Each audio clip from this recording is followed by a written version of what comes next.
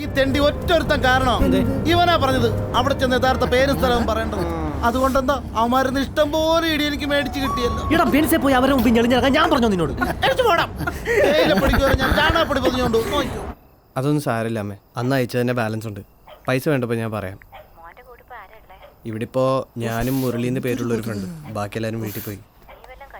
ആ കഴിച്ചു. അപ്പൊ ശരിയമ്മേ, വേറെ ഒന്നുമില്ലല്ലോ. വെള്ളിയാഴ്ച ആയിട്ട് രണ്ടുപേരും പരിപാടി എന്ന് വെച്ചാലേ ഒരു പടത്തിന് വിട്ടാലോ? മമ്മൂക്കാടെ പുതിയ പടം ഇറങ്ങിയ ദിവസമല്ലേ? ഞാൻ സെക്കൻഡ് ഷോയ്ക്ക് പോവാ. നിങ്ങൾ വരുന്നോ? എന്റെ പൊന്നു ചേട്ടാ, ഇനി അത് മുകളിൽ അറിഞ്ഞിട്ട് വേണം. ഞങ്ങളില്ലേ. അയ്യോ, അതിന് പ്രശ്നക്കാരൊക്കെ എപ്പോഴും സ്ഥലം വിട്ടു.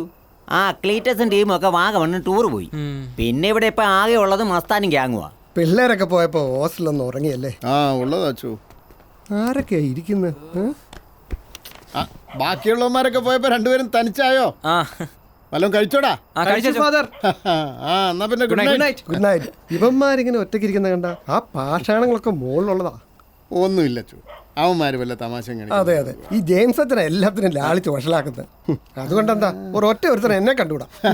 അച്ഛൻ തന്നെ അത് പറയണം. അച്ഛോ, അച്ഛന്റെ ഈ സ്റ്റൈൽ കണ്ടിട്ടാ പിള്ളേർ ക്യാമ്പസിൽ കൂടെ മുടിയും വളർത്തിക്കൊണ്ട് നടക്കുന്നത്. അച്ഛോ, കർത്താവിന്റെ ഈ സ്റ്റൈൽ അനുകരിക്കുന്നത് തെറ്റാണോ?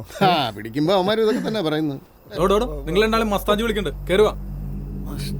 ഡീസന്റ് പറഞ്ഞിട്ട് എന്തിനാണാവോ?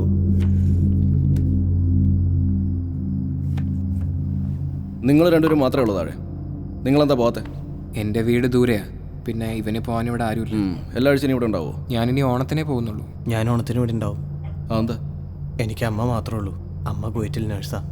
ആകാശത്തെ നക്ഷത്രമണ്ണി താഴെ മുറ്റത്തിരുന്ന് നിങ്ങളെ ഇങ്ങോട്ട് വിളിപ്പിച്ചെന്തിനാണെന്നറിയാവോ? ചീട്ട് കളിക്കാനാണോ? ഹേ അല്ല. എല്ലാ വെള്ളിയാഴ്ചയും 4 മണിക്ക് കോളേജ് വിട്ടാലുടൻ ബാഗും എടുത്ത് വീട്ടിലേക്കോ ബന്ധു വീട്ടിലേക്കോ പോകാൻ യോഗമില്ലാത്തവരൊരു കൂട്ടായ്മയാണിത്.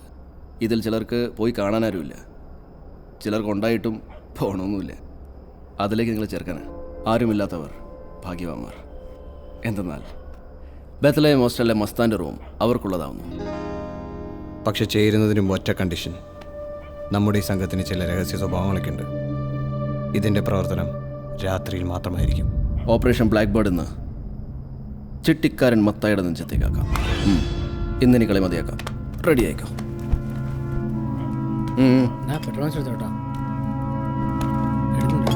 കോംറേഡ്സ്, നമ്മുടെ പാതയിൽ ഉഗ്ര സർപ്പങ്ങളുണ്ടാവാം, ചതിക്കുഴികളുണ്ടാവാം. നിങ്ങൾ പേടിച്ചോടൂ?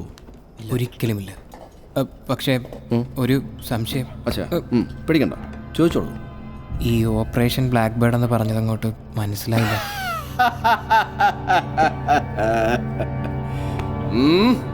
ഓപ്പറേഷൻ ബ്ലാക്ക് ബേർഡ് പച്ച മലയാളത്തിൽ പറഞ്ഞാൽ ഒരു തെണ്ടിയുടെ വീട്ടിൽ നിന്ന് കോഴിയെ കക്കൽ. ഞാൻ വെറുതെ പേടിച്ചു. Come on, boys.